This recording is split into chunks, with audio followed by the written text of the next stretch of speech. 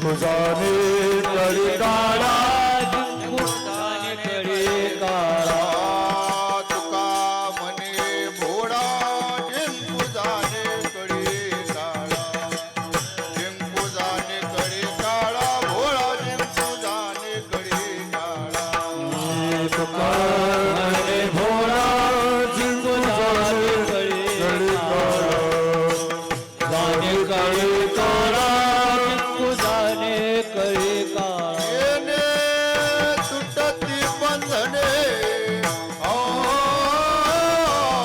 उभय लोके कीर्ती देणे उभय लोके कीर्ती देणे उभय लोके कीर्ती देणे येणे तुटती बंधने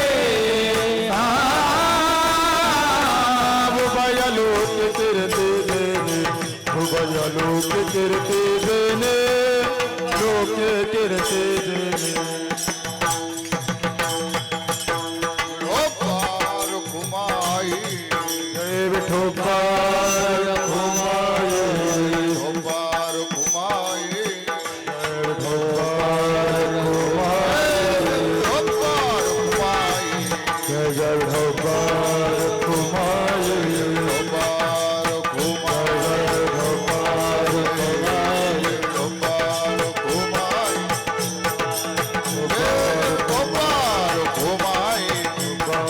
जय विठोबार खुमाई बार खुमाई विठोबार खुमाई जय विठोबार खुमाई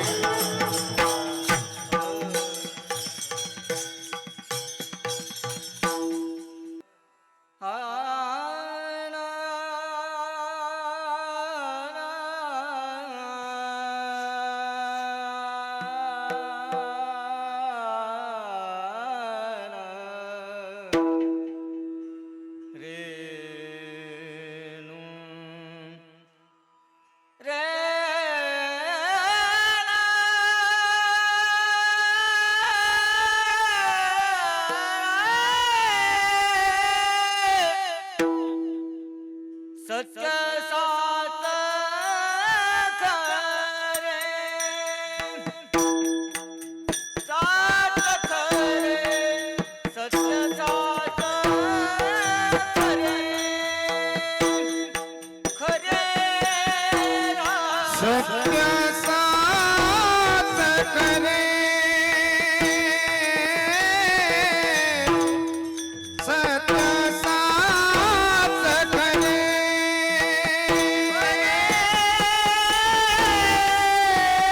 सत्य सात खरे खरे सत्य सात खरे ओ खरे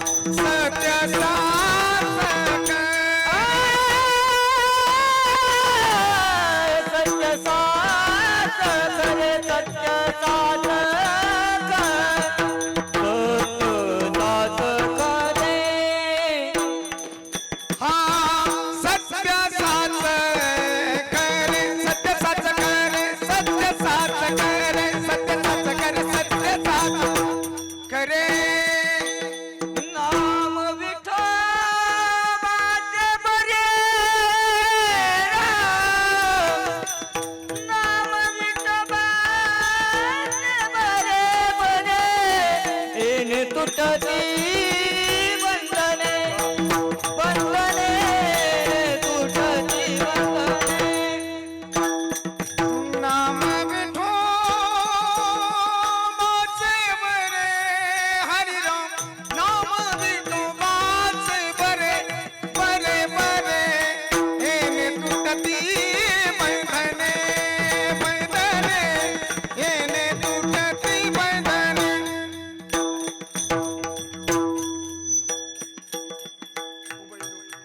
उभय लोके कीर्ती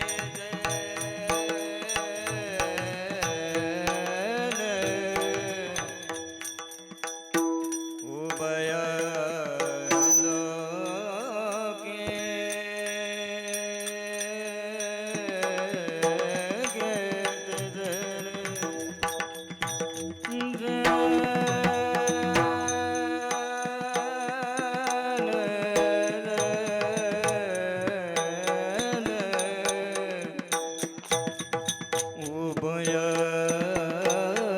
लोके उभय लोके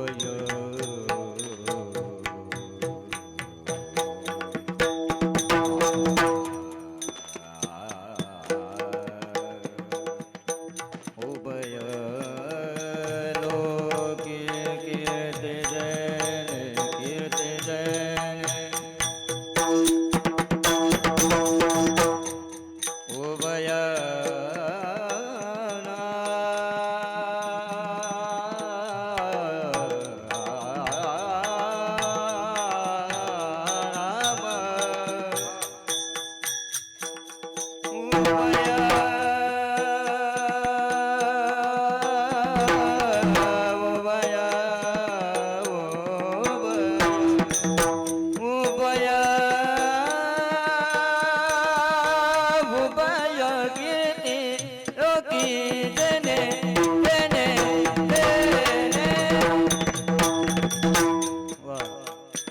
उभय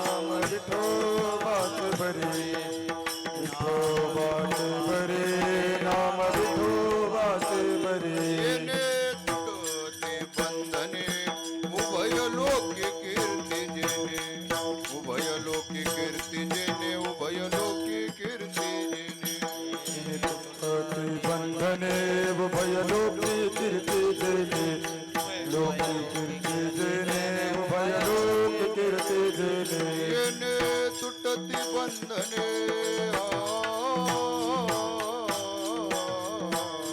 येणे तुटती बंधने उभय लोकी कीर्ती जेणे उभय लोकी कीर्ती जेणे उभय लोकी कीर्ती जेणे येणे तुटती बंधने येणे तुटती बंधने लोक कीर्ती जेणे भय लोक कीर्ती जेणे लोक कीर्ती जेणे जेणे सत्य साच खरे सत्य साच खरे नाम विठोबाचे बरे येणे तुटती बंधने उभय लोकी कीर्ती जेणे भाव ज्याचे गाठी त्याशी लाभ उठा उठी येणे तुटती बंधने उभय लोकी कीर्ती जेणे तुका म्हणे भोळा जिंकू जाणे कडी काळा येणे तुटती बंधने उभय लोकी कीर्ती जेणे पांडुरंगा करू प्रथम नमन पांडुरंगा करू प्रथम नमन पांडुरंगा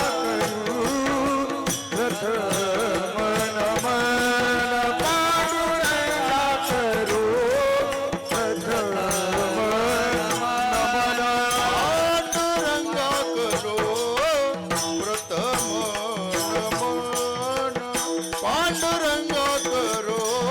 प्रथम नमन पांडुरंगा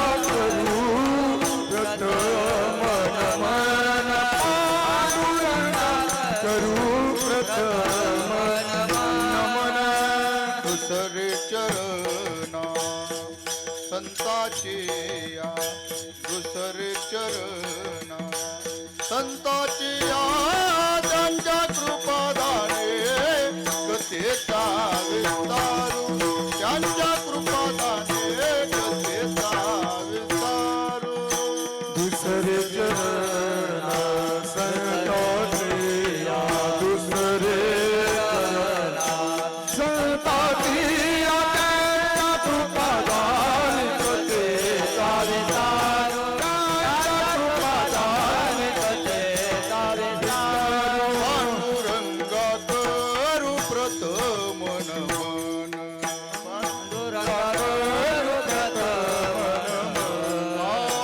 पांडुरंगा करू प्रथम नमन दुसरे चरणा संताचे या दुसरे चरणा संताचे या त्यांच्या कृपादाने कथेचा विस्तार त्यांच्या कृपादाने कथेचा विस्तार दुसरे चरण संताजी त्यांच्या कृपादान कथेचा विस्तार त्यांच्या कृपादान कथेचा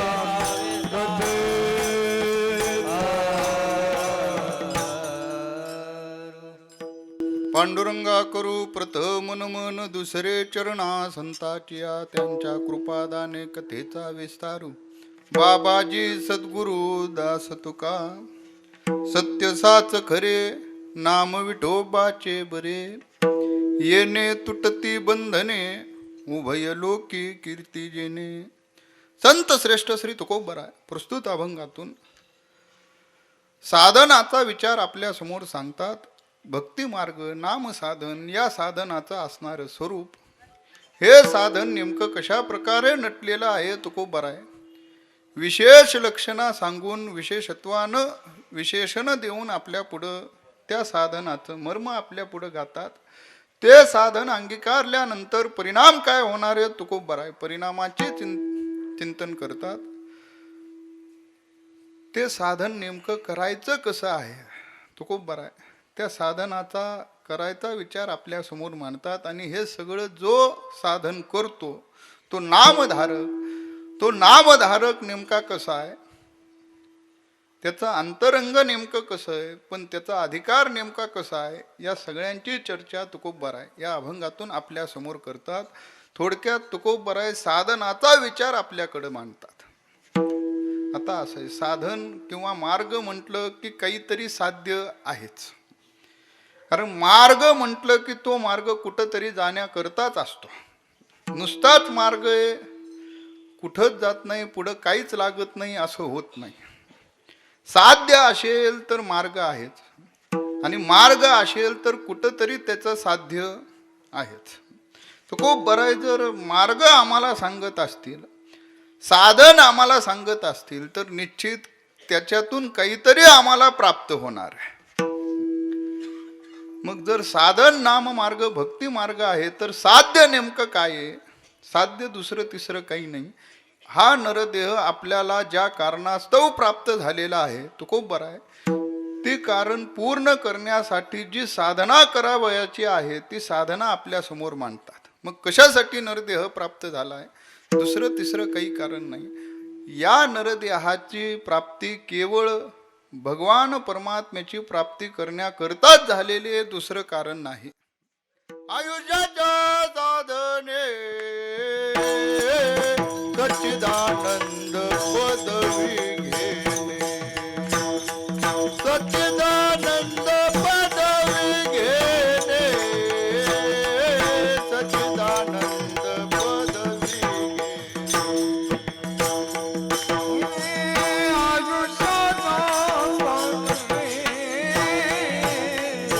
सच्चिदानंद पदवी दे, सच्चिदानंद पदवी देणे, सच्चिदानंद पदवी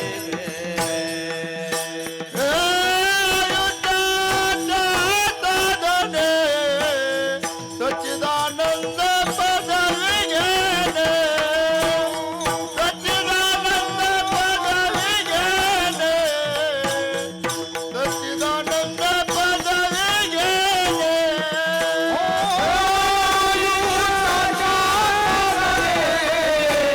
सच्चिदानंद पदवी घेणे, सच्चिदानंद पदवी घेणे, सच्चिदानंद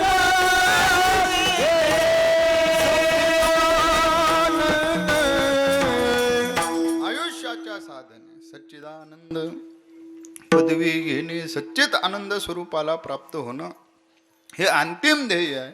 आणि त्या ध्येयाची, त्या साध्याची प्राप्ती करण्याकरता मार्ग आहे नामसाधन.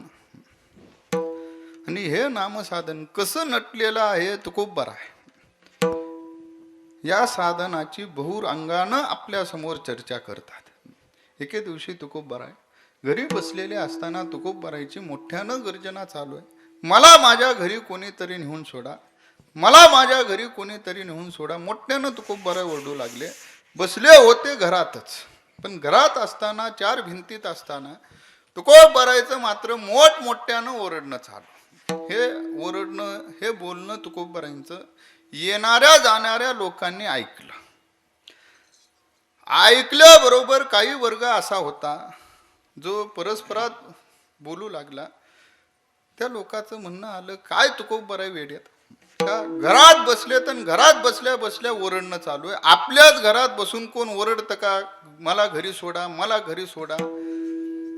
ती व्यक्ती समूह बोलू लागले, जाऊ दे, दररोजचा उद्योग आहे, भक्ती करून नाम घेऊन सारखं वेडे झालेलं आहे, काही दररोज उठतात, काही दररोज बोलतात, कुठं यांच्या नादी लागायचं. या कानानं ऐकलं, त्या कानानं सोडून दिलं. काही वर्ग असा होता जो ऐकल्यासारखं केलं, तिथं थांबला, पण तुकोबरायांपाशी गेला नाही.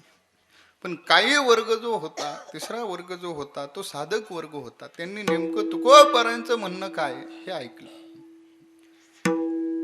मला माझ्या घरी नेऊन सोडा, हे तुकोबरायांचं बोलणं ऐकल्याबरोबर तो वर्ग व्यक्ती समूह विचार करू लागला.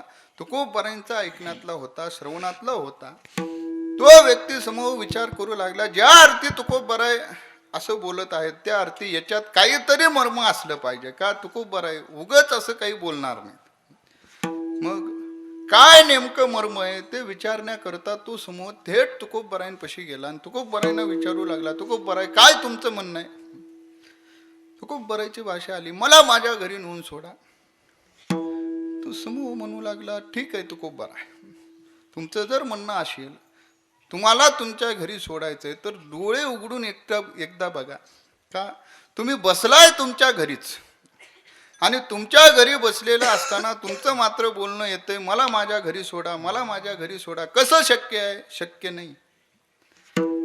मग घरीच बसलेलं असताना घरी कसं सोडता येईल का? घरी सोडणं कुणाला येतं?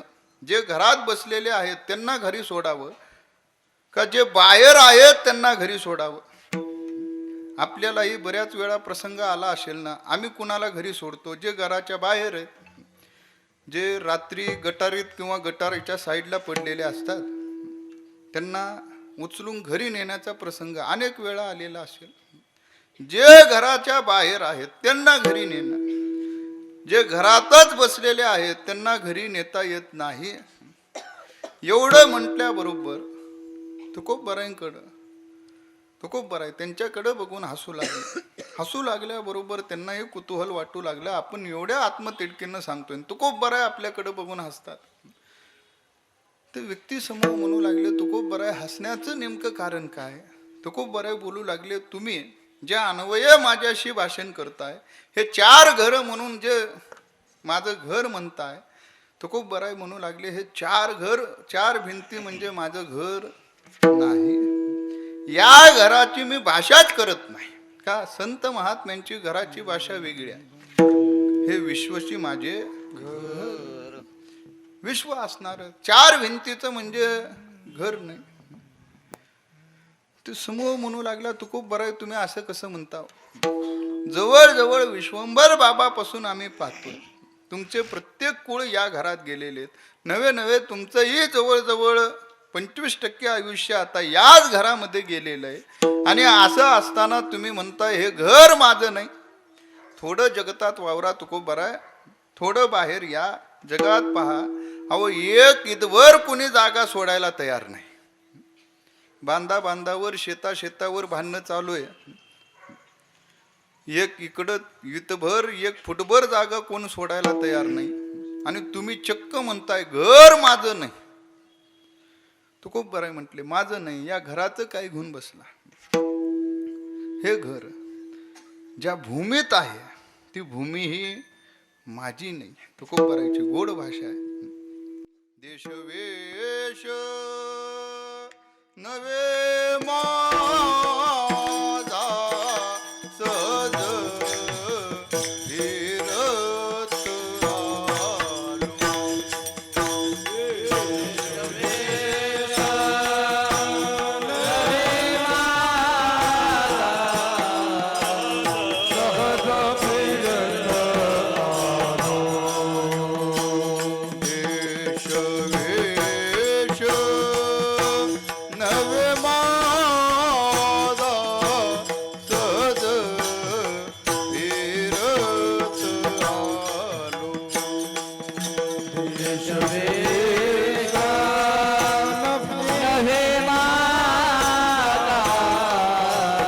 सहज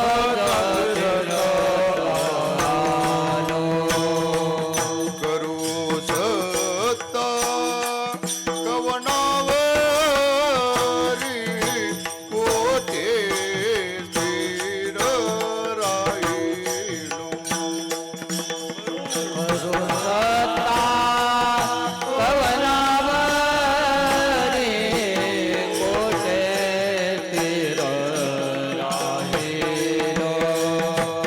करू सत्ता कवनावरी कोठे स्थिर राहिलो.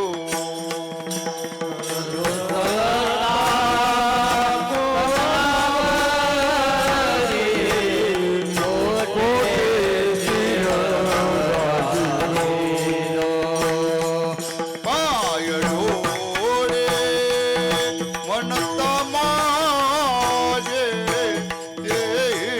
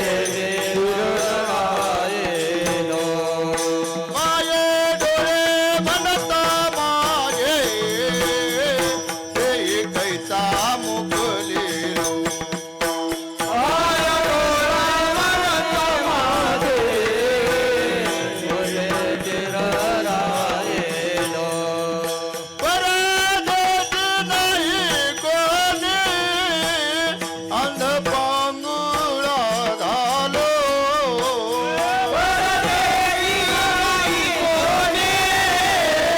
आता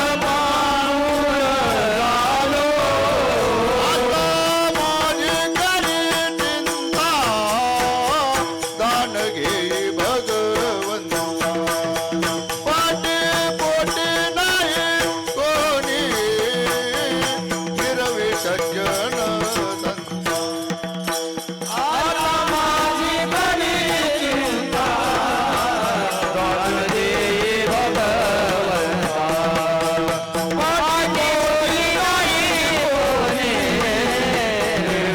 सज्जन संसार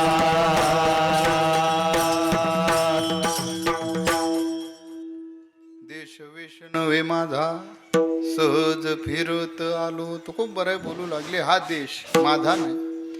देश म्हणजे काय? भूमी माझी नाही. वेश माझा नाही. वेश म्हणजे काय? हे शरीर माझं नाही.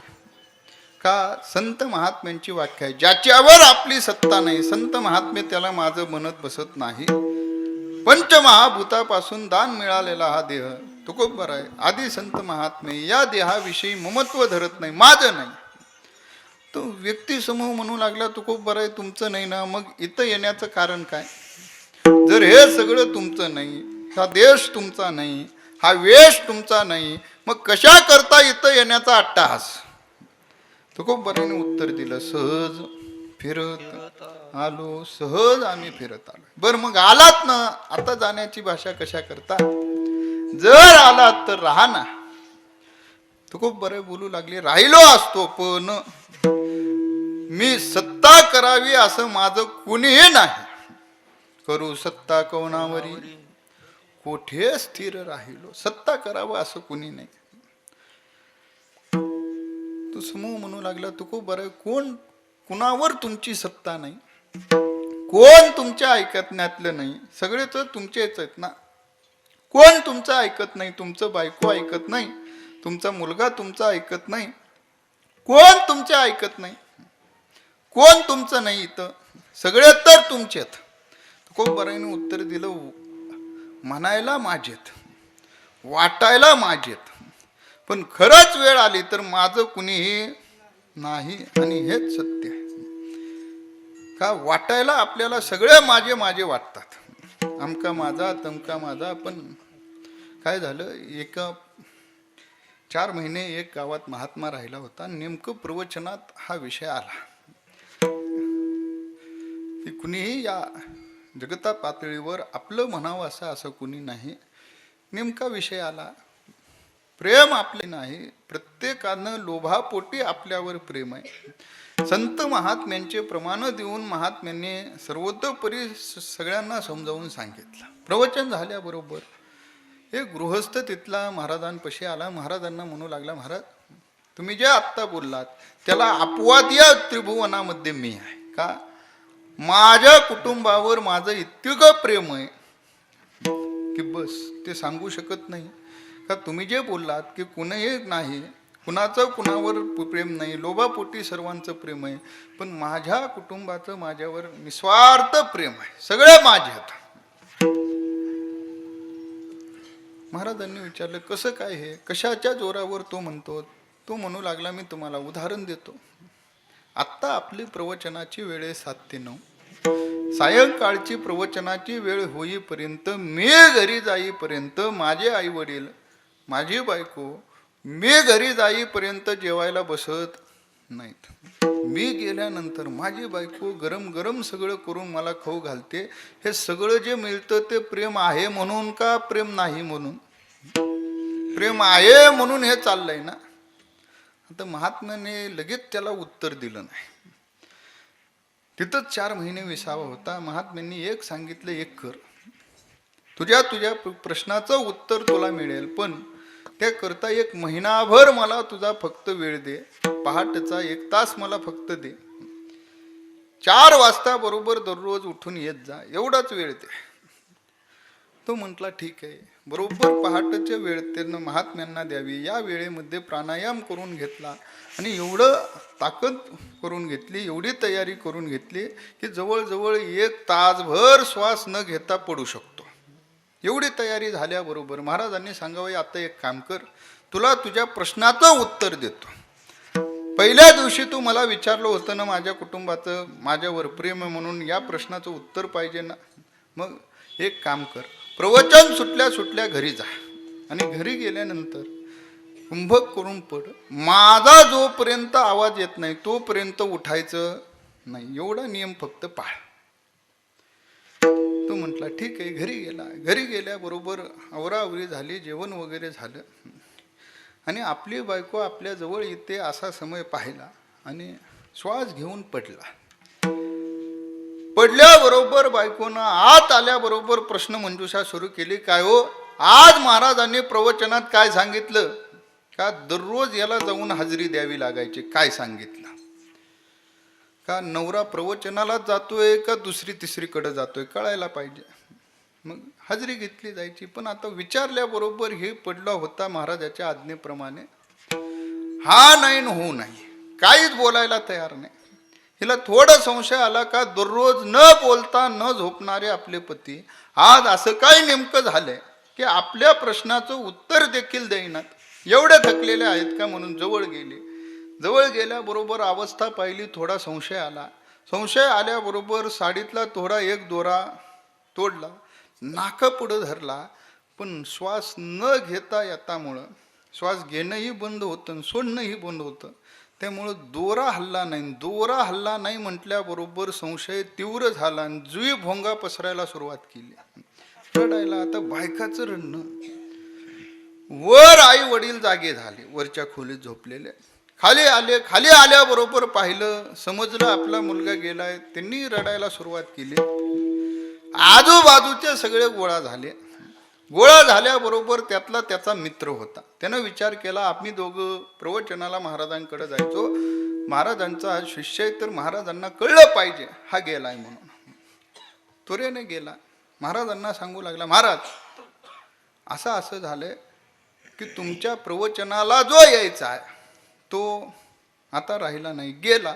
महाराजांनी विचारलं, मग गेला म्हणजे गेला असेल. तो म्हणू लागला, तुमच्या प्रवचनाला महाराज यायचा ना, तो गेला. मग महाराज म्हणू लागले, प्रवचनाला येतो म्हणून काही जाऊन या असा नियम आहे का? का प्रवचन करणारा मी राहणार नाही तर त्यानं राहावं कसं शक्य? तो म्हणू लागले, तसं नाही महाराज, मग आपल्या प्रवचनाला येत होता म्हणून गेलं पाहिजे, सांत्वन केलं पाहिजे. महाराज म्हटले, ही गोष्ट ठीक आहे, तू हो पुढे, मी येतो. आता तो गेल्याबरोबर, महाराज गेल्याबरोबर त्याचे आई वडील, त्याची बायको, महाराज दिसल्याबरोबर सगळे गळ्यात पडून रडू लागले. महाराज असं कसं झालं हो? देवानं आम्हाला न्यायचं तर त्याला कसं नेलं हो?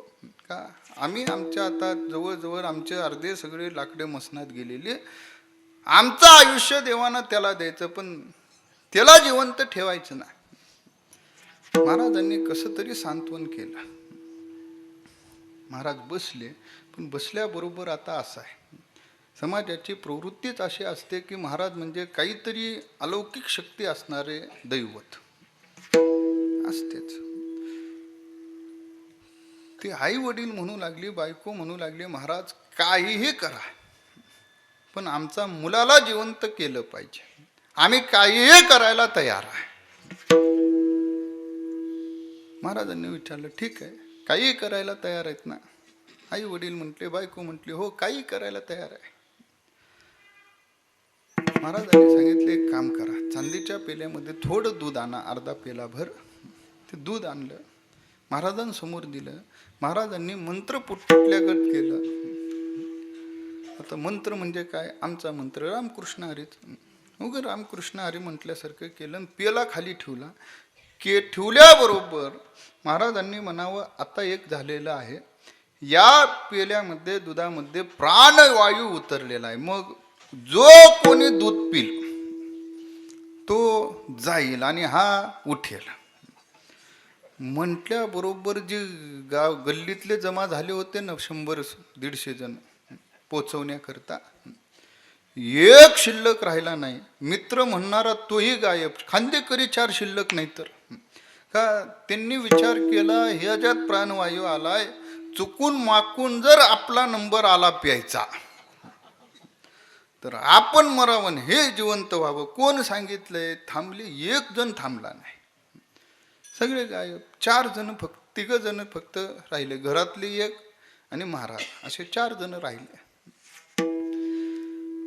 महाराजांनी वडिलांना म्हणावं का हो आत्ता म्हटला होतात ना, दोघांनाही आई वडील आहात ना, आत्ता म्हटले होते की आमचे अर्धे लाकडं मसनात गेलेले आहेत, आमचे राहिलेले आयुष्य त्यांना द्यावं.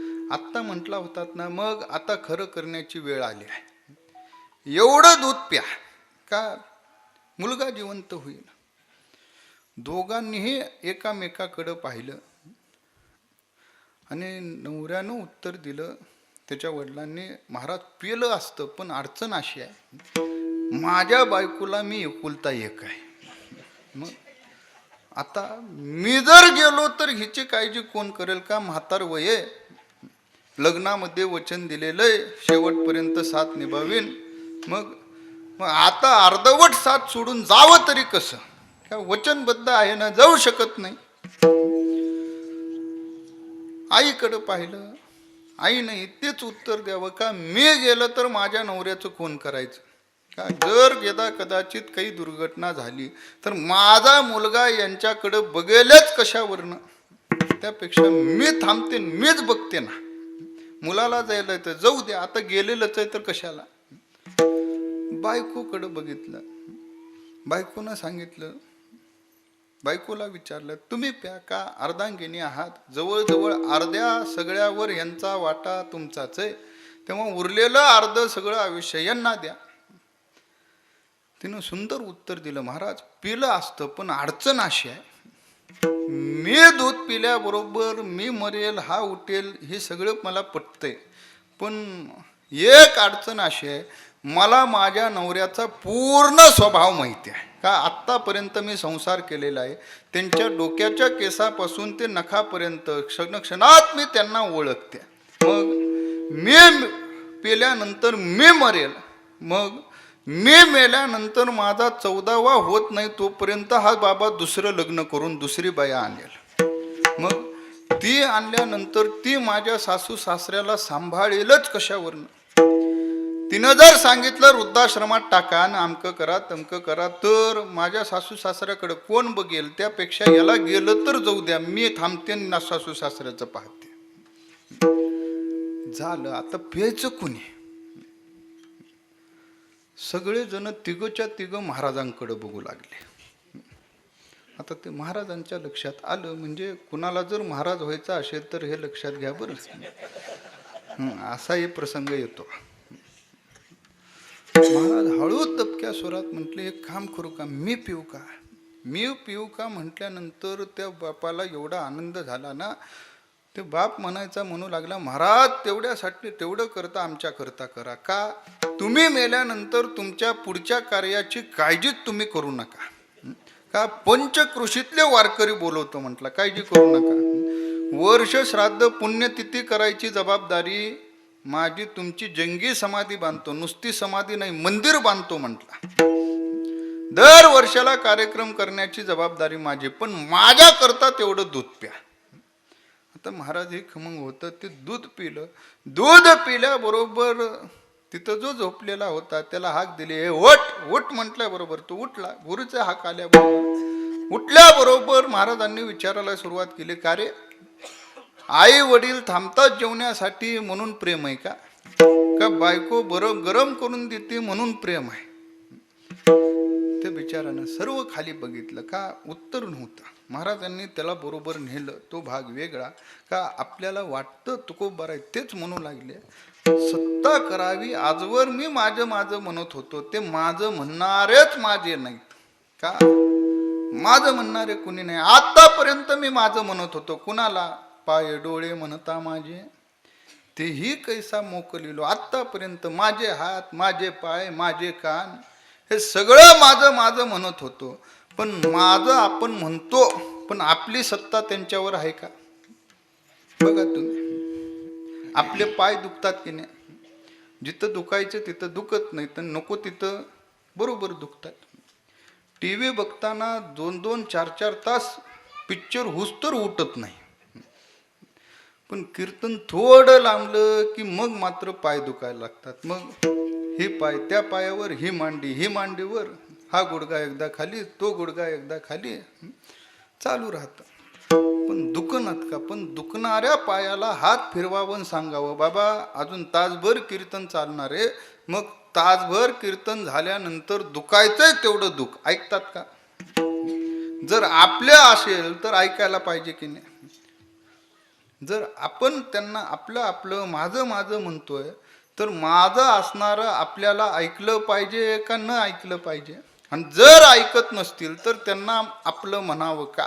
तो खूप बरं म्हणू लागले, नाही आत्तापर्यंत माझं म्हणत होतो, पण हे माझे नाहीत.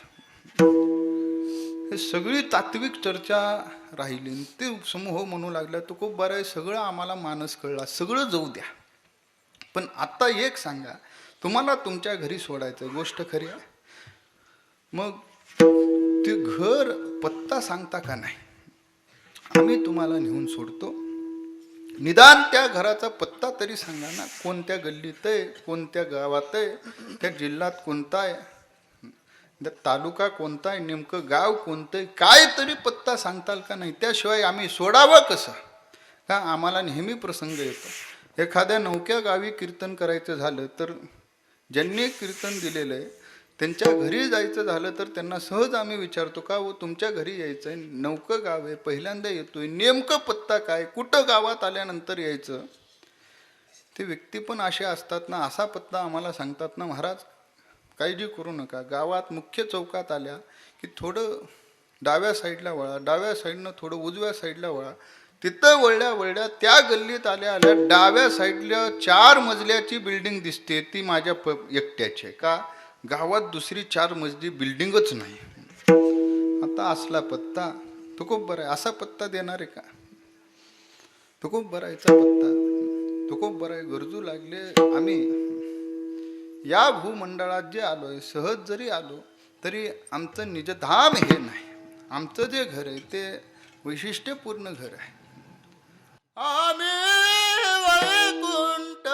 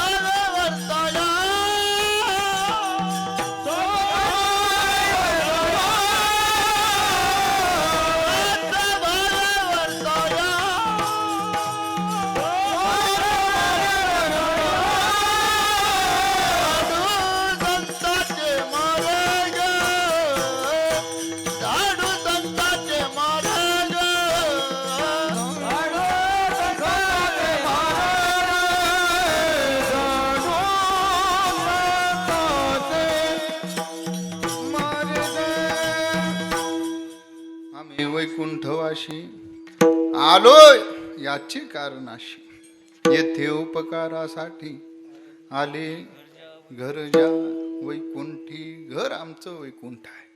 वैकुंठ शब्द ऐकल्याबरोबर तुकोबारांच्या ऐकणाऱ्यातला श्रोता असल्यामुळं ते मंडळी म्हणू लागली, महाराज ज्या अर्थी तुम्ही वैकुंठाला जाण्याची भाषा करताय त्या अर्थी वैकुंठ कुठे किंवा तिथं जायचं कसं हे तुम्हाला माहिती आहे का? भगवंताच्या प्राप्तीशिवाय वैकुंठाला जाण्याची तुम्ही चर्चा करणार नाही, कारण त्याच्या प्राप्तीतूनच वैकुंठाची प्राप्ती आहे. जर तुम्ही वैकुंठाला जाण्याची भाषा करत असाल तर निश्चित भगवंताची तुम्हाला प्राप्ती झालेली आहे आणि त्या भगवान परमात्म्याची प्राप्ती करण्याची इच्छा आम्हाला आहे.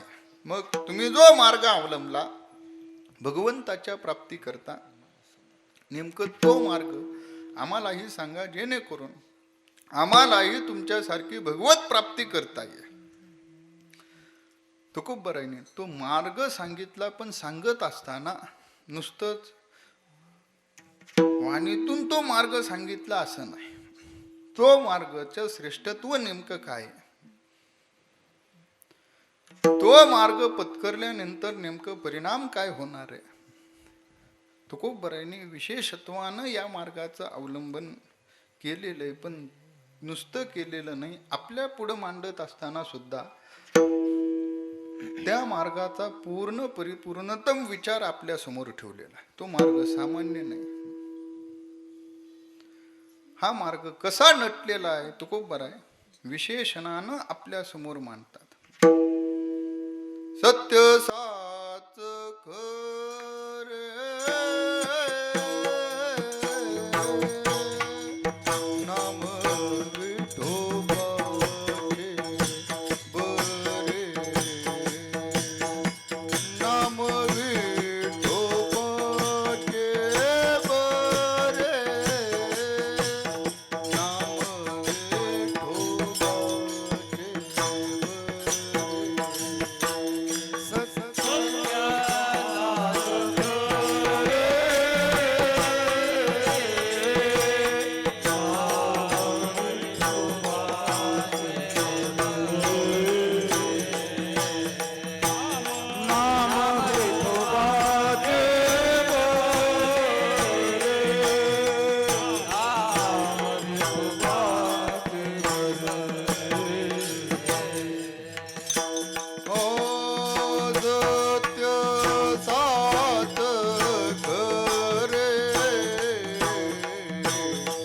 नाम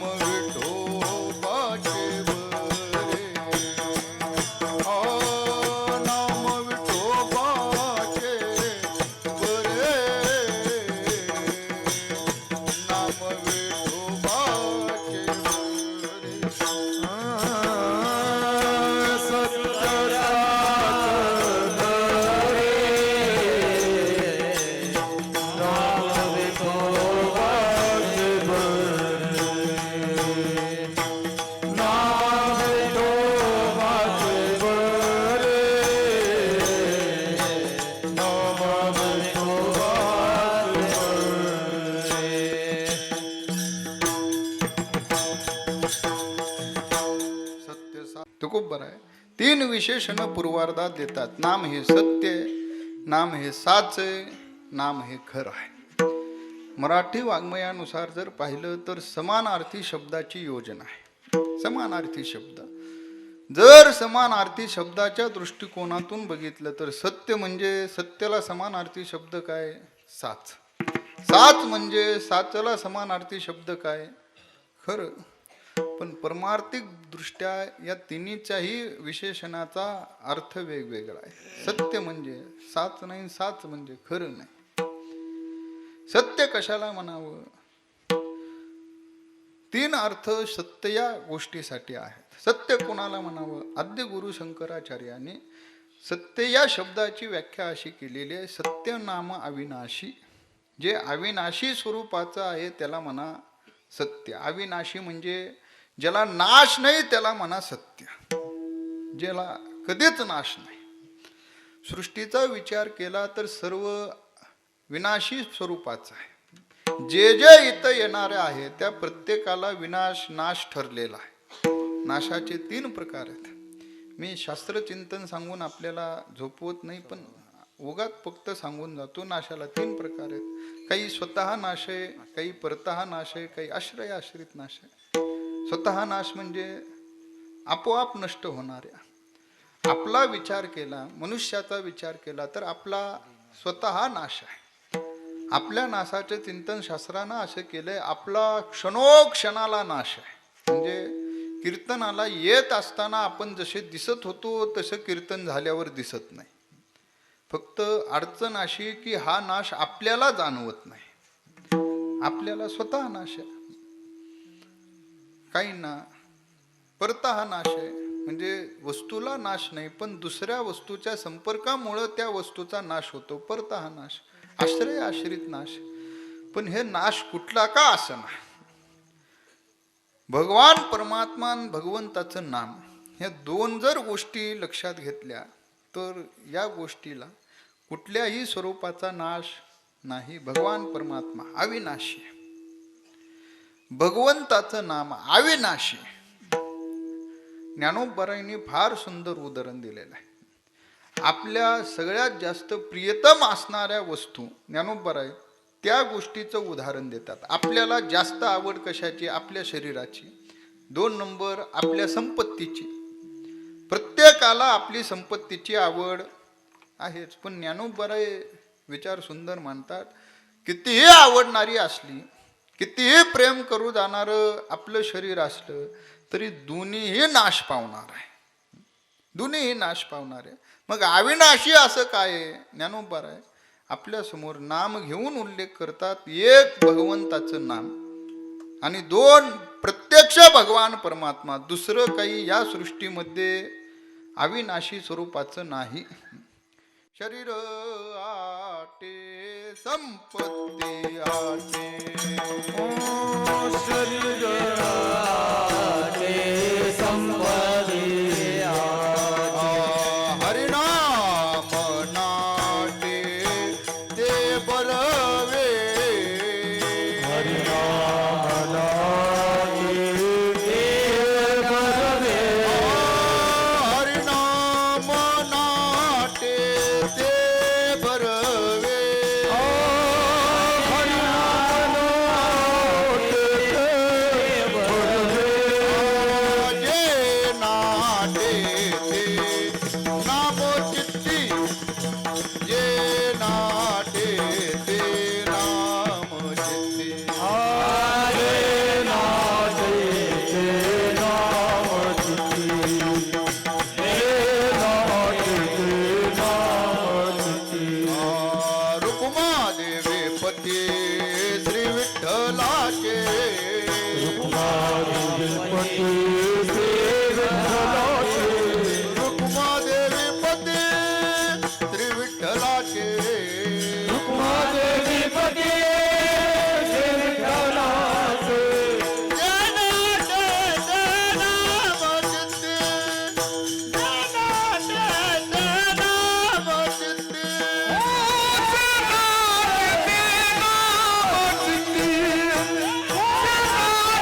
ते नाम चित्ती. शरीर आटे.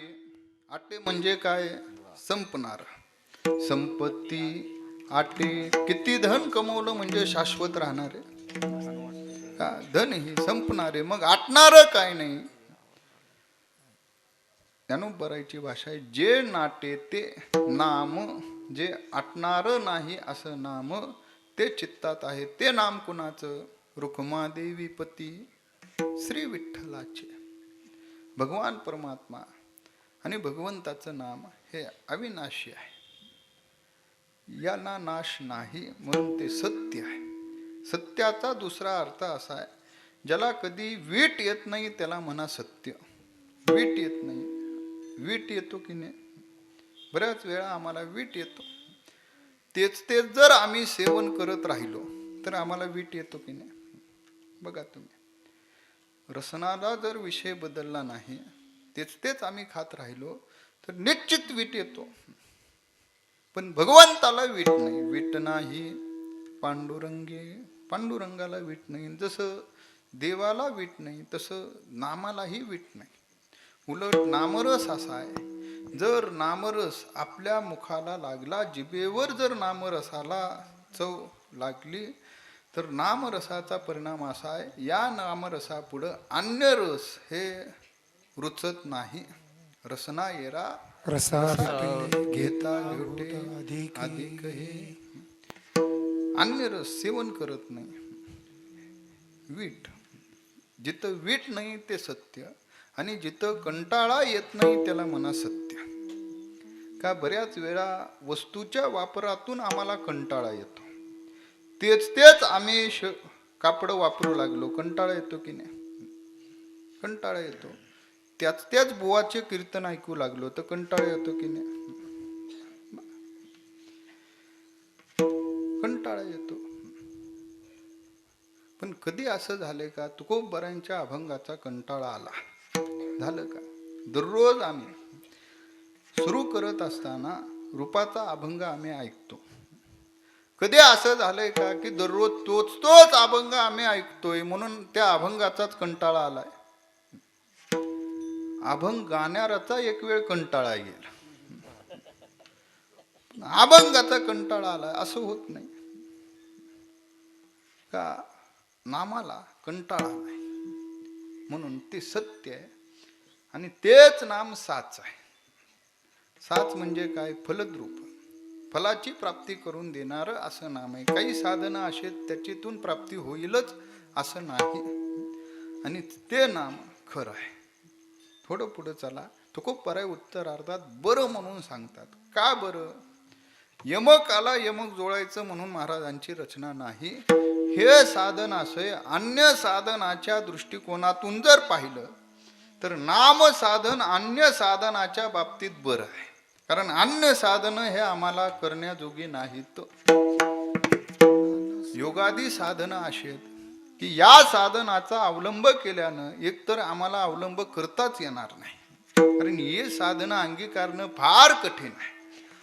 एक साधं योगानं जर आम्हाला भगवंताची प्राप्ती करायची झाली योगानं, तर योग पूर्णतेला जाण्यासाठी अष्टांग योग सिद्ध करावा लागतो. अष्टांग योग, यम नियम आसन समाधी हे सगळे अष्टांग योग.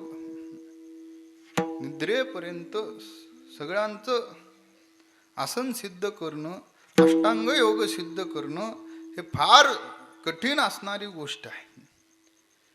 किती कठीण आहे! नाथरायांनी योग साधना किती खडतर आहे, काय काय करावं लागतं याचं आपल्या पुढं उदाहरण दिलेलं आहे. ही योग साधना सामान्य नाही. यासाठी योग साधनेसाठी कुठपर्यंत जावं लागतं, कशाची अवस्था प्राप्त करावी लागते, आणि त्याकरता काय काय करावं लागतं, नाथरायाचं गोड चिंतन आहे. शरीर शोषण प्राण निरोधन मनोजय हठ योग. शरीर रोधन प्राण निरोधन मनोजय शरीर शोषण प्राण निरोधन मनोजय हठ योग. शरीर शोषण प्राण निरोधन मनोजय पीडन कुंडलिनी कलिमल दल दंग. पीडन कुंडलिनी कलिमल बल भंग. पीडन कुंडलिनी कलिमल दल भंग. पीडन कुंडलिनी कलिमल दल भंग. ऊर्ध्व वायुता श्वेत गिळोने करिवो वनभंग. वायुता श्वेत गिळोने करिवो वनभंग. ऊर्ध्व वायुता श्वेत गिळोने करिवो वनभंग.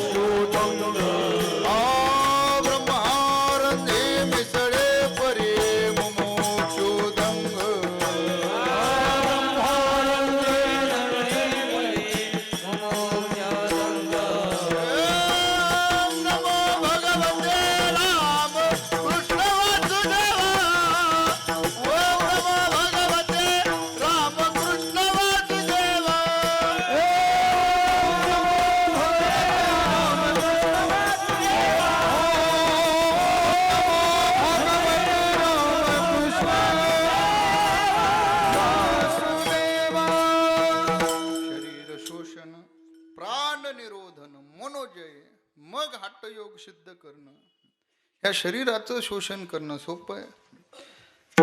प्राणावर विजय प्राप्त करणं प्राणवायूवर सोपं नाही. मनावर सत्ता गाजवणं आसन करून सोपं नाही. या सगळ्यांची सिद्धी झाल्यावर मग हट्टयोग सिद्ध होतो. हट्टयोग म्हणजे नवऱ्यानं बायको पुढं, बायकोनं नवऱ्या पुढं हट्ट करणं, पूर्ण करणं हट्टयोग नाही. हट्टयोग म्हणजे या सगळ्या अवस्था पूर्ण करत सिद्ध करणं सोपं नाही. कुंडलिनी सिद्ध करणं सोपं आहे का? कुंडलिनी म्हणजे काय? आपल्या पाठीमाग म्हणजे पाठीमागं बघू नका, पाठीवर 8 प्रकारचे चक्र आहेत. खाली कमरेच्या खाली मूलाधार चक्रापासून ते मस्तकावर असणारं सहस्त्रकार चक्र, या प्रत्येक चक्राला जाग करत येणं सोपी गोष्ट आहे. नाभीच्या मागे एक आहे, छातीच्या पुढे एक आहे, दोन्ही भुयाच्या मध्ये एक चक्र आहे, कंठात एक चक्र आहे. हे सगळं चक्र जागे करत सहस्त्रकार चक्र जाग करणं. हे सहस्त्रकार चक्र जाग झालं की मग कुंडलिनी सिद्ध होते.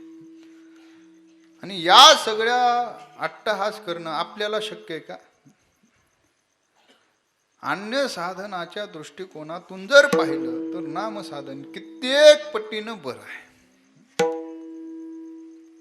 कारण अन्य साधनं अशी आहेत की अन्य साधनाच्या माध्यमातून आम्हाला भगवंतापर्यंत जावं लागतं. पण नामसाधन असं आहे की तो भगवान परमात्म्याला आमच्यापर्यंत आणतं म्हणून बरं आहे. भगवंताला आमच्यापर्यंत आणतं, आम्हाला जावं लागत नाही. नलगती सायास जावे वनांतरा. अन्य साधनाचं हेच गुढ आहे, आम्हाला जावं लागतं. पण नामसाधन तो भगवान परमात्मा आमच्यापर्यंत आणतो म्हणून नामसाधन बरं आहे. पण परिणाम काय आहे? तुकोबाराय परिणाम सांगतात. नामसाधनाच्या अंगीकारातून जे अन्य साधनाला शक्य होत नाही ते नामसाधनानं आम्हाला सहज प्राप्ती करून दिलीच. पण नामसाधनाचा इतका गोड परिणाम आम्ही अनुभवला.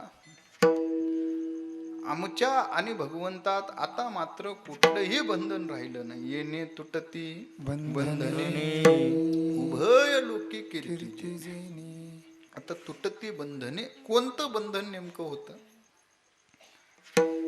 कोणते बंधने नेमके आहेत? बर बंधन असेल तर नेमकं काय होतं? संसारिक बंधन आहे, परमार्थिक बंधन आहे. दोन्ही बंधनं जर लक्षात घेतली तर संसारिक बंधन तुटायचं भानगड नाही. कारण संसारिक बंधन नाहीच.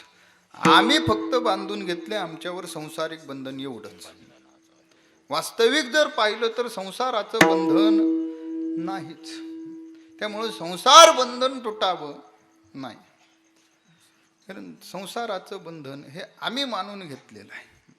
काय झालं, एका महात्म्यापाशी एक मनुष्य गेला आणि मनुष्य जाऊन महात्म्यांना म्हणू लागला, महात्मन आम्हालाही तुमच्यासारखी साधना करायची आहे. एकांतात जाऊन भगवान परमात्म्याचं स्मरण करू वाटतं. मोप तुमच्यासारखं आम्हाला महिनोच्या वाऱ्या कराव्या वाटतात.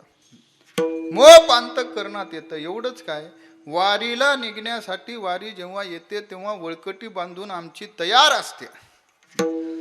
पण अडचण अशी होती, म्हटलं आम्ही वळकटी घेतली आणि पंढरीची वाट धरायला लागलो. उंबरा ओलांडणार तेवढ्यात आम्हाला आमची म्हैस दिसते. म्हणजे 2 पायाची नाही बरं, 4 पायाची, नाहीतर गैरसमज करून येतात. तेवढ्यात आम्हाला आमचा व्याप दिसतो. शेतच आहे, शेतातले कामच आहेत, काढणीच आहे, पिकं चाले. आम्हाला वाटतं आमच्याशिवाय आमचं घर चालणारच नाही. मग परिणाम काय होतं? मोप अंतःकरणात वाटतं ना, पण निघणारे पाय आमचे वापस फिरतात. मग वारी तिकडं ना आम्ही घरात. मग आम्हालाही तुमच्यासारखी साधना करू वाटते, पण घडत नाही ना. काय करावं याकरता? महाराज म्हटले, आत्ता नाही, उद्या सकाळी ये, तुला प्रश्नाचं उत्तर मिळेल. तो सकाळी आतुरतेनं प्रश्नाचं उत्तर मिळेल म्हणून आला. आल्याबरोबर दरवाजात त्याला महाराजांनी पाहिलं. पाहिल्याबरोबर अंगणात एक झाड होता. ते झाड महाराजांनी पाहिलं. तो समोर आलेला श्रोता पाहिला. त्याचा प्रश्न लक्षात आला आणि आल्याबरोबर महाराज जागेवरनं उठले, झाडापाशी गेले आणि झाडाला मिठी मारली आणि मोठमोठ्यानं ओरडू लागले, झाडा मला सोड, झाडा मला सोड, मोठ्यानं ओरडू लागले. आता त्यानं सगळं पाहिलं. पाहिल्याबरोबर तो मनात विचार करू लागला, काय महाराज आहे, आपल्याला बोलवलं ते बोलवलं, आपल्याला आपल्या प्रश्नाचं उत्तर द्यावं म्हणून आपण आलेलोय, पण मला पाहिल्याबरोबर उठले काय, झाडाला काय मिठी मारली, मोठ्यानं काय ओरडते, झाडा मला सोड, झाडा मला सोड. बहुतेक महाराज वेड झाले का काय त्याला वाटू लागलं. का आपण प्रश्न विचारलाय, उत्तर नाही द्यायचं म्हणून काही कारण तर सांगत नाही ना. का आपल्या प्रश्नाचं उत्तर याच्या पशीच नसेल म्हणून नाटकं करतंय असं वाटू लागलं. का हल्ली असे बुवा अनेक आहेत.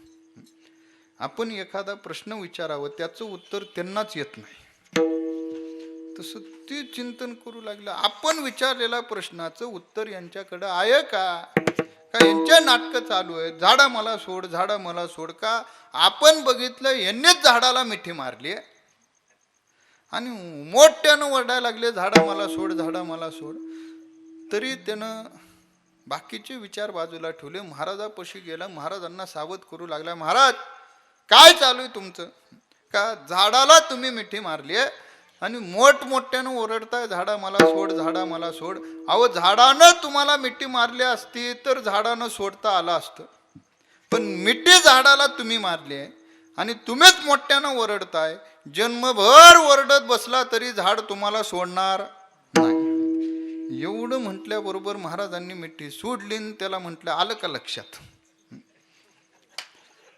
तो लागला आपल्यासारखाच होता डोकं खाजवायला. म्हणलं, याच्यातनं काय लक्षात यायचं आहे, तुम्ही मिठी मारताय, ओरडताय, मीच तुम्हाला उलट सावध करायला आलो आणि मलाच म्हणता अजून मिळलं का उत्तर. महाराज म्हटले, हे बघ, कोण कुणाला पकडल्यानंतर कोण कुणाला सोडलं पाहिजे. मी जर झाडाला मिठी मारली असेल तर झाडानं मला सोडलं पाहिजे का मी झाडाला सोडलं पाहिजे. तो म्हटला, तुम्ही झाडाला सोडलं पाहिजे. मग महाराज म्हटले, प्रश्न एवढाच आहे, इथं फक्त झाड आहे. आता फक्त लक्षात घे, तू संसाराला मिठी मारली आहे का संसारानं तुला मिठी मारली आहे. कोण कुणाला मिठी मारली आहे हे कळलं की संसार आपोआप सुटतो. सुटला ना मग आता माघ वारी, पुढल्या वारीपासून या महिन्याला वारीला. संसारिक बंधन नाही, हे बंधन आम्ही मान्य धरलेलं आहे. मग कोणतं बंधन, परमार्थिक बंधन. परमार्थाला लागल्याबरोबर अंतःकरणात साधक अवस्थेत काही संशय असतात आणि ते आलेच पाहिजे. तुकोबाराय आदी भक्तांनाही संशय होते, काय मी उद्धार पावीन, काय कृपा करील नारायण, हे संशय असतातच. हे संशय सगळे निरसरण झाले, बंधन तुटलं. आणि बंधन तुटण्याचा परिणाम, जोपर्यंत बंधनात होतो तोपर्यंत भगवंतांना आमची भेट होत नव्हती. भेटीसाठी बंधन आलं, परिणाम काय झाला, बंधनापासून उकलेल्या गाठी देता आली मिठी सावकाश. आता मात्र भगवंताचं आमचं आणखीन दृढ संबंध झाला. ते पाय आम्हाला सरळ दिसू लागले. का बंधन गेले आणि नुसतं बंधन नाही, उभय लोकी कीर्ती वाढली. आता कीर्ती वाढली म्हणजे भक्तजन कुठलाही कीर्ती वाढण्यासाठी भक्ती करत नाही. तो प्रपंच आमच्याकडं, आम्ही माळ धारण करतो, वारकरी होतो, आमची कीर्ती वाढावी याकरता. आम्ही कीर्तन करतो, आमचा गवगवा व्हावा याकरता. संत महात्म्यांची भक्ती ही कीर्ती वाढवण्याकरता नाही, कीर्ती वाढावी ही त्यांची मानसिकता नाही. मग तरी कीर्ती वाढे का, त्याचं कारण आहे. कीर्ती का वाढेल, कारणच एक आहे. संत महात्मे केवळ भक्ती करत राहतात, पण कीर्ती जो वर्णन करणारे संत महात्म्यांच्या कीर्तीबाबत भगवान परमात्मा एक बोलत आहे. भगवान परमात्मा स्वतः संत महात्म्यांच्या कीर्तीचं गायन भगवंत करतो. वाऱ्या हाती माप चाले सज्जनाचे कीर्तिमुखी त्याचे नारायण. भगवान परमात्मा स्वतः कीर्ती वर्णन करतो एक. आणि दुसरं असं, संत महात्म्यांची कीर्ती सर्वत्र असण्याचं कारण भगवान परमात्म्याच्या वर्णनाकरता जे वेदोपनिषद उत्पन्न झाले. कशा करता झाले? भगवंताची कीर्ती गाण्याकरता. पण त्या वेदांनाही पूर्णतम अवस्था नुसतीच भगवान परमात्म्याची कीर्ती गायन केली आहे आणि वेद थांबलेत असं नाही. त्या वेदाधिक ग्रंथांनी वैष्णवांकडे पाहावं आणि वैष्णवांच्या अधिकाराचं चिंतन करावं. असा वैष्णवांचा अधिकार आहे. वैष्णवांची कीर्ती गायले पुराणे.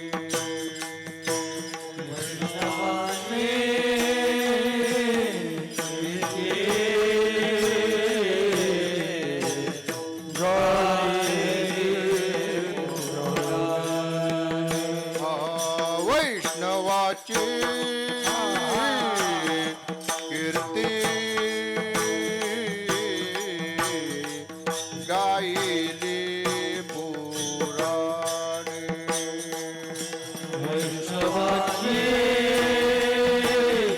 कीर्ती गायली पुराणे.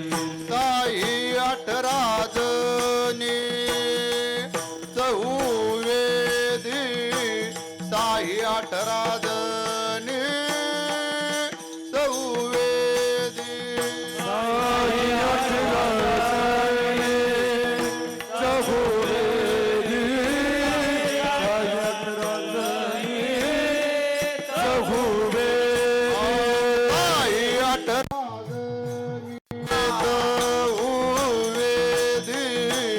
साई अठराजनी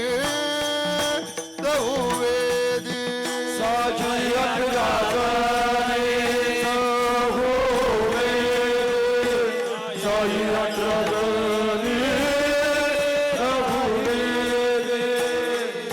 ऐसे कोणी दवा ग्रंथाचे वाचक, ऐसे कोणी दावा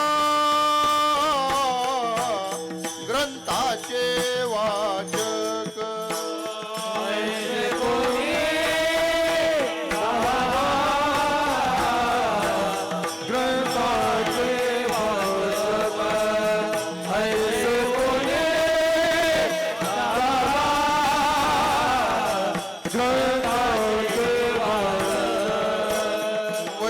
वैष्णवाची कीर्ती गायली पुराणी. वैष्णवांची कीर्ती गायली पुराणी. वैष्णवांची कीर्ती वैष्णवांची कीर्ती साई अठराजनी चहुवेदी, साई अठराजनी चहुवेदी.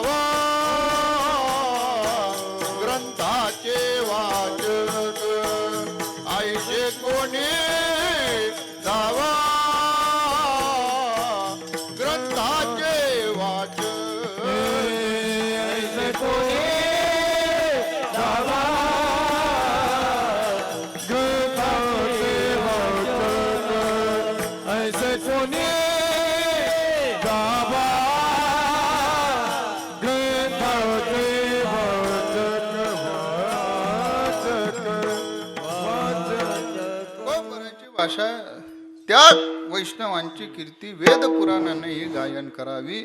त्यामुळं तेही लोकांमध्ये महात्म्यांची कीर्ती आहे. उभय लोकी म्हणजे पाताळातही महात्म्यांची कीर्ती आहे, भूलोकातही महात्म्यांची कीर्ती आहे, आणि वर देवादिकांचा वास असणार स्वर्ग लोक असेल, सत्य लोक असेल, इथंही महात्म्यांची कीर्ती आहेच. नारद महर्षींनी देवांकडे जरी जावं, इंद्रांकडं, शंकरांकडं, विष्णूंकडं, तरी नारद महर्षींची पूजा या देवांनी करावी. नारद महर्षींनी भूलोकात आलं तरी भूलोकात त्यांची पूजा आहे. नारद महर्षींनी खाली पाताळात राक्षसांकडे जरी जाणं केलं तरी वैष्णवांच्या कीर्तीचं भाग असा आहे की राक्षसांनी उठावं, देवांनी उठावं, भूमंडळातील मनुष्यांनी उठावं, ठीक आहे, पण देवाचे हाड वैरी असणारे राक्षस, पण अशा राक्षसांनीही उठावं, कंसादी सारख्या, रावणासारख्या राक्षसांनीही उठावं, वैष्णवांना त्यांच्या खुर्चीवर, आसनावर बसवावं, त्यांची पूजा करावी, अशी वैष्णवांची कीर्ती आहे. ती कीर्ती उभय लोकात आहे. पण असे वैष्णव ही कीर्ती वाढली का एकमेव नामसाधनाच्या बळावर, जे बंधनातून मोकळं करणारे, जे कीर्ती वाढवणार आहे. येणे तुटती बंधने उभय लोकी कीर्ती जेने विठ्ठल.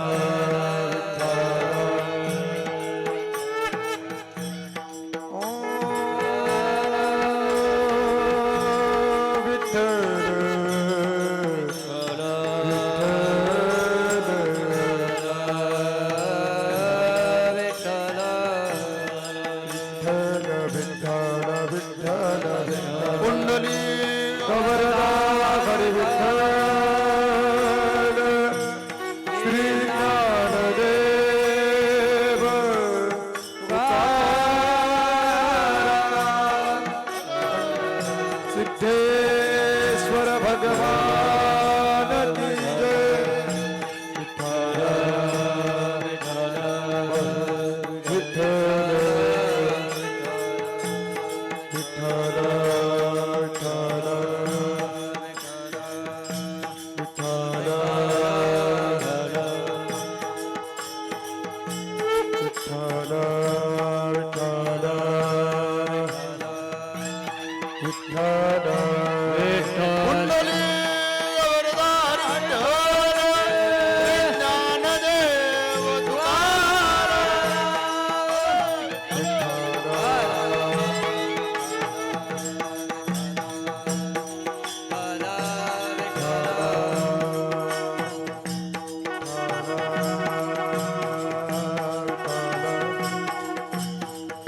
विठ्ठल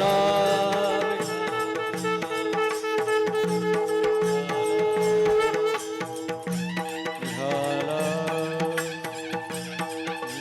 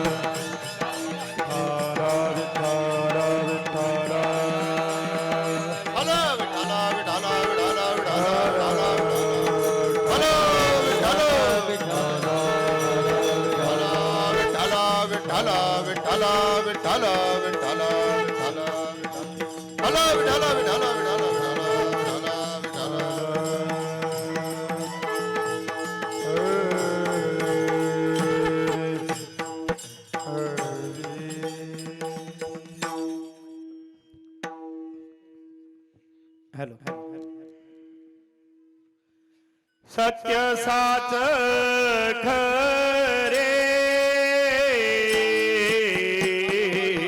टाळ सगळ्यांना वाजवा. सत्य साच खरे सत्य साच खरे सत्य साच खरे सत्य साच खरे सत्य साच खरे सत्य साच खरे सत्य साच खरे नाम विठोबाचे परे नाम विठोबाचे बरे येणे तुटती बंधने येणे तुटती बंधने हॅलो नाम विठोबाचे परे नाम विठोबाचे परे येणे तुटती बंधने येणे तुटती बंधने सत्य साच करे सत्य साच करे सत्य साच करे सारे खरे सत्य सार सत्य साच खरे नाम विठोबाचे बरे नाम विठोबाचे बरे येणे तुटती बंधने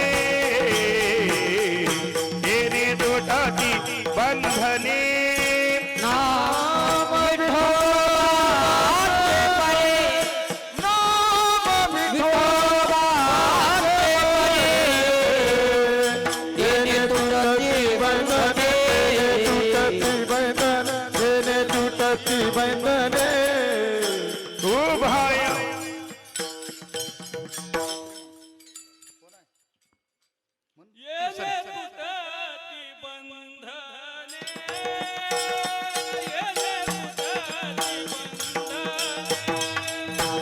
येणे तुटती बंधने येणे तुटती बंधने तुटती बंधने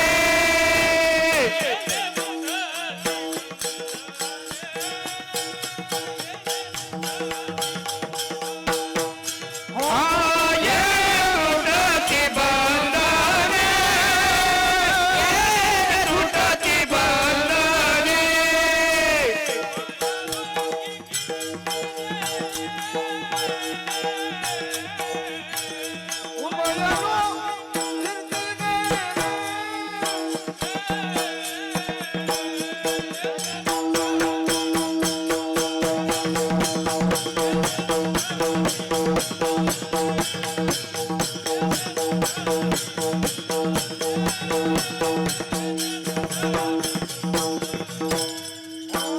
उभय दोघी कीर्ती गेले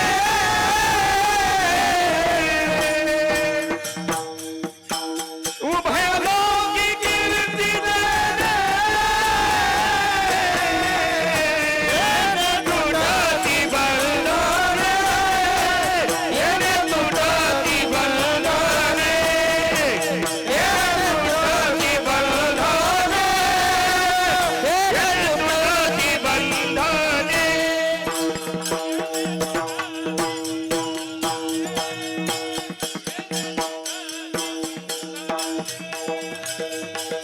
तुटती बंधने येणे तुटती बंधने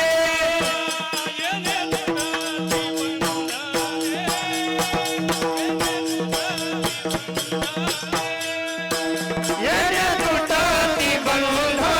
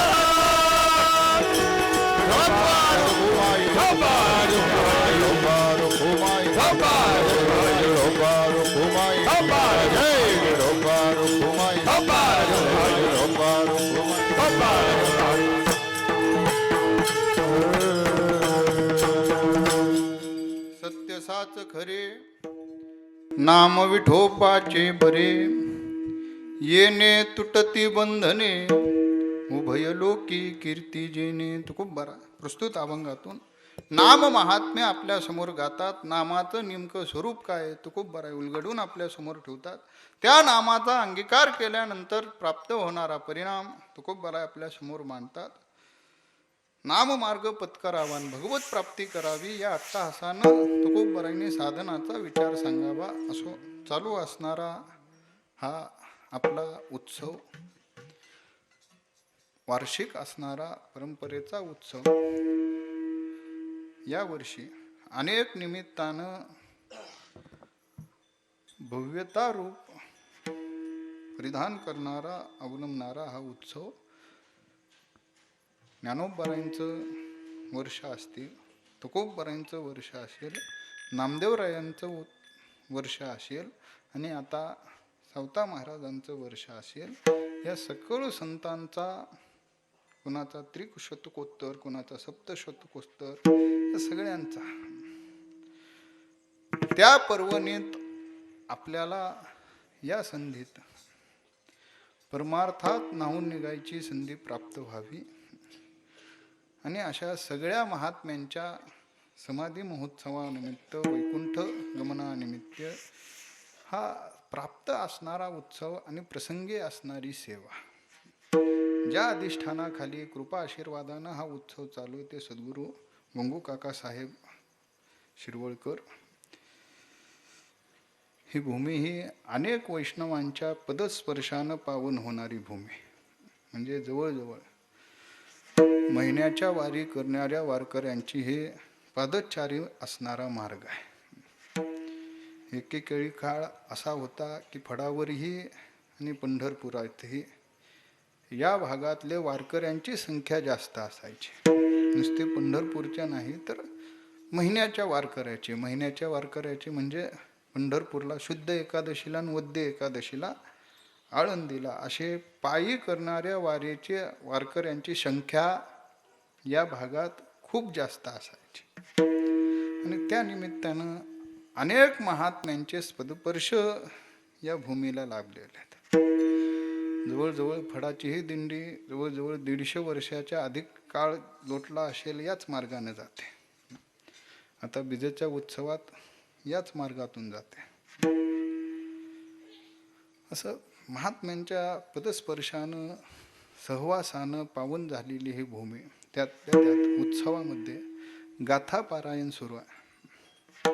तुकोबरायांच्या अक्षर आपल्या डोळ्या खालून जाणं ही एक प्रकारचं मोठं भाग्य आहे.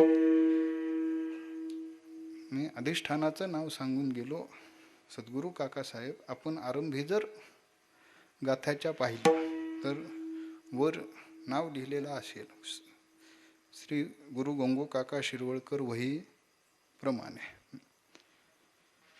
पारायण करत असताना जर पाहिलं असेल तर हे वहीप्रमाणे काय आहे? हे वहीप्रमाणे म्हणजे तुकोबरायांची जी इंद्रायणीत बुडवलेली वही होती ती वही काकासाहेबांना प्राप्त व्हावी.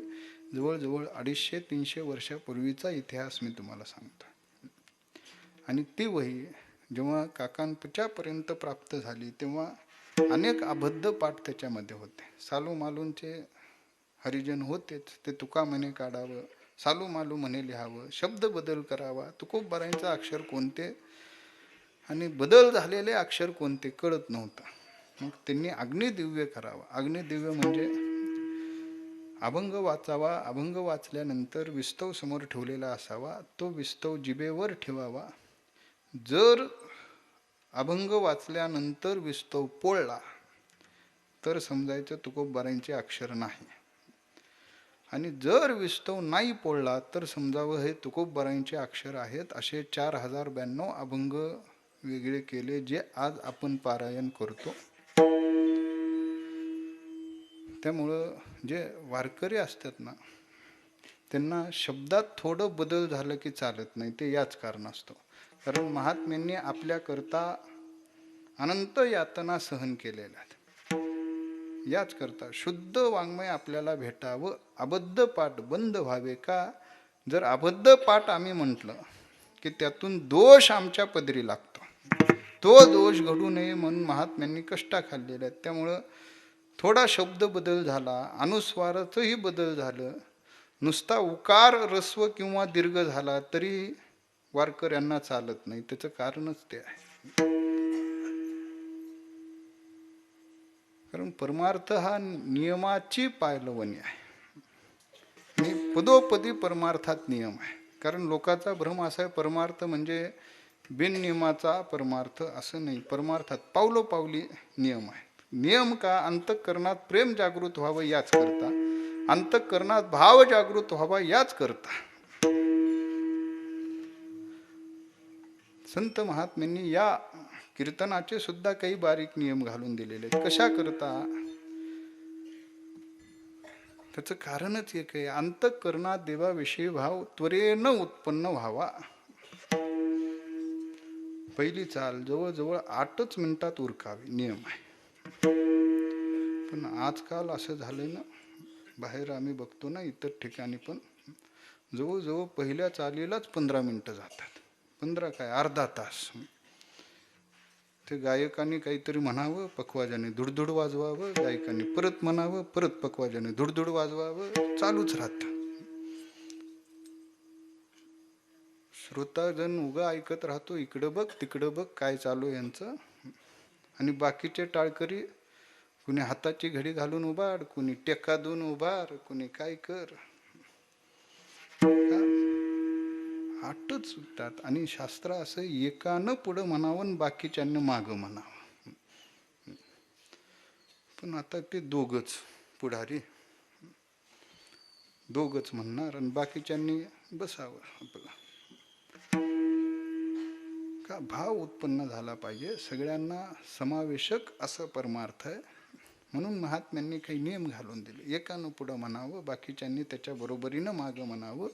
आणि प्रत्येक कीर्तनात जवळजवळ 4 चाली झाल्याच पाहिजे. पहिले विठ्ठल विठ्ठल किंवा विठोबा रुक्माई झालं की 2 चाली पूर्वार्धाच्या, नंतर तुकाराम तुकाराम भजन आदी किंवा नंतर 2 चाली उत्तरार्धाचा तुका म्हणे आणि परत ध्रुपद, अशा 4 चाली झाल्याच पाहिजे. पण नियमात वेळ पुढे जातो म्हणून आम्ही सारवासावर करतो. याचसाठी हे नियम आहेत. 8 मिनिटात झाली की श्रोत्यालाही बोलणाऱ्यालाही वेळ मिळून जातो. 7:30ला सुरू झालेलं महाराजाला बोलायला जर 8 वाजून 10 मिनिटांनं मिळत असेल तर त्यानं 9 वाजेपर्यंत कसं कीर्तन उरकावं. जर अभ्यास केलेला महाराज नसेल, उगच हसवायला आला असेल तर त्याला बरंच आहे. पण 9 वाजेपर्यंत त्यानं उरकावं कसं?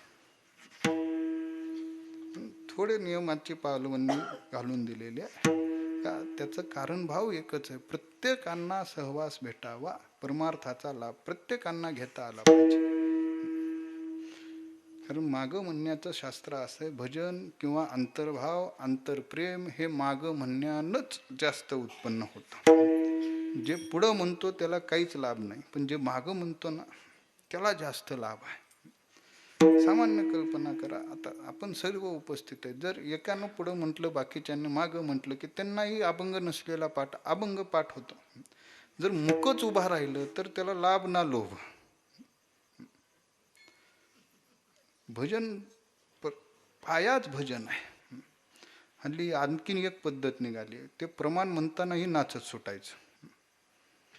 नाचू नये का? प्रमाण मागं म्हणावं, तुकोबारांचे अक्षर मागं म्हटले पाहिजे. नाचण्यासाठी विठोबा रुक्माई भजन आहे, विठ्ठल विठ्ठल भजन आहे, नाचण्याचा आनंद त्या भजनात घ्यावा. पण प्रमाण कशासाठी? प्रमाण नाचण्या करता नाहीत, प्रमाण म्हणण्या करतायत, गाण्या करतायत. तर त्याचा गायनच करून आस्वाद घेतला पाहिजे ना. ह्या नियमाची पायवल्ली निधी जर झाली तर परिणाम भेटत नाही. उत्सव अनेक होतील, पण आजकाल उत्सव कितीही मोठे झाले तरी न परिणाम होणारे. त्याचं कारणच एक आहे, आम्ही सर्व नियमाची पायवल्ली करून उत्सव करतो. महात्म्यांनी जे नियम घालून दिलेले ते दूषित दृष्टीनं नाही, डोळच दृष्टीनं घालून दिलेले आहेत. आपल्याला परमार्थ कसा करावा, कसा घडला पाहिजे, कसा झाला पाहिजे, हे पदोपदी नियम आहेत. त्यामुळं 4 चाली झालीच पाहिजे. पहिली चाल 8 मिनिटात उरकलीच पाहिजे. एक पुढं म्हणावं, बाकीच्यांनी मागं म्हणावं. नंतरच्याला दुसरे जे कोण गायक असतील त्यांनी पहिली चाल म्हणावी. असे नियम आहेत. त्या नियमाचं पायवल्लीने केली, नियमाचा डोल पाय आपण चालत राहिलो तर त्याचं फळ लवकर भेटणार आहे. अंतःकरणात भाव उत्पन्न झाला की त्या भावाच्या आधारावरच आम्हाला फळ प्राप्त आहे. भाव ज्याचे गाठे त्याशी लाभ उठा उठी तुरळ्यानं लाभ भेटणार. भाव म्हणजे काय? इथं भावाचा अर्थ विश्वास. आम्ही जी साधना करतो त्या साधनेवर आमचा तीव्रतम विश्वास पाहिजे आणि त्या विश्वासाच्या बळावरच आम्हाला भगवंताची प्राप्ती. साधना करतोय पण विश्वास नाही, उपयोग होत नाही. नाम वाया जाणार नाही. तुकोबारायची भाषा लक्षात घ्या. त्याशी लाभ उठा उठी त्वरेनं लाभ भेटेल. लाभ भेटणार नाही असं नाही. जर नाम मुखात आलं तर ते वाया जात नाही. पण भावरहित नाम असेल, विश्वासरहित नाम असेल तर ते नाम फलद्रूप होत नाही. त्याच्या अंतःकरणात भावच पाहिजे. त्याशी लाभ उठा उठी आणि असा नाम घेणारा नामधारक. तुकोबाराय वर्णन करतात. तो नामधारक अगदी साध्या पद्धतीत एक वारी सोडून, एक देव सोडून अन्य देवाला तो देव म्हणायला तयार नाही. म्हणून तो भोला. असा भोळा. पण तुकोबाराय अधिकार सांगतात. जिंकू जाणे कळी काळा. कळी काळावर त्यानं सत्ता गाजवली. कळी काळावर म्हणजे जायचं आहे. पण सत्ता गाजवणं म्हणजे काय? येणंही त्यांच्या हातात आणि जाणंही त्यांच्या हातात. काळानं ठरवायचं नाही. काळ आम्हाला बाधित आहे. आमच्या हातात येणंही नाही आणि आमच्या हातात जाणंही नाही. आत्ता आलोय, येणं आमच्या हातात नाही. आत्ता इथं बसलोय, पण कधी आमचा फुगा फुटेल माहिती नाही. का जाणं आमच्या हातात नाही. पण महात्म्यांचं तसं नाही. इथं येणं त्यांच्या हातात. आलो म्हणे तुका मी नामाचा धारक. आलो म्हणायचा अधिकार, काळावर सत्ता. जाण्याचा अधिकार, काळानं ठरवायचं नाही कधी जायचं. महात्मे स्वतः ठरवतात कधी अवतार कार्य संपवायचं. अशी सत्ता महात्म्यांची. ही सत्ता कुणामुळं प्राप्त झाली? एक भगवान परमात्म्याच्या नामामुळं. येणे तुटती बंधने उभय लोकी कीर्ती जेणे. ज्ञानोबा माऊली तुकाराम. ज्ञानोबा माऊली तुकाराम. ज्ञानोबा माऊली तुकाराम. ज्ञानोबा माऊली जय ज्ञानोबा माऊली तुकाराम. ज्ञानोबा माऊली तुकाराम.